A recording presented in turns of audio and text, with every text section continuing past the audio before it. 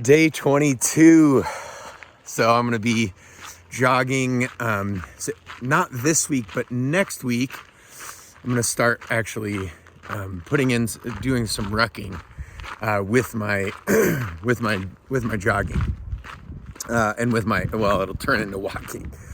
So that's kind of part of my progressive overload, right? And progressive overload is just a simple or a complex word that means simply I'm slowly progressing the intensity and or the distance and or the force and or in an overloading capacity. So by overloading, it means what I once was doing yesterday, I'm doing just a bit more of today.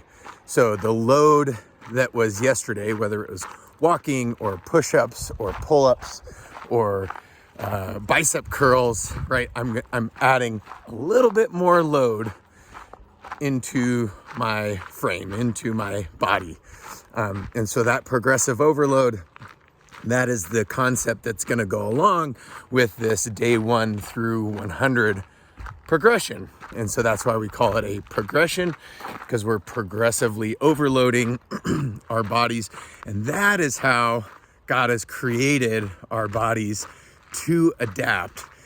It's pretty incredible. And so we adapt to whatever we continuously do. So if I consistently sit on my couch or sit in my office chair and look at a computer screen, my neck and my back and my legs and my butt and everything will start to adapt to that lack of movement and that lack and that position, so that kyphotic kind of hunched over position.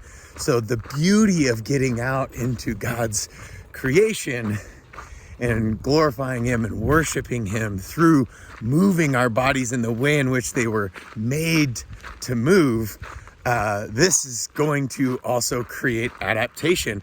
And so we see the deception of Satan and the world constantly, insidiously infusing itself with these truths, right? So the truth is our bodies adapt. So I'll convince you that, it would be better to adapt to a more sedentary and still and motionless lifestyle.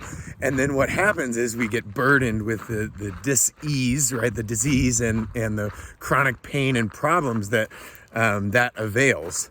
So we're going to experience a bit of pain and a bit of discomfort, whether we sit and don't do anything or we walk and do something.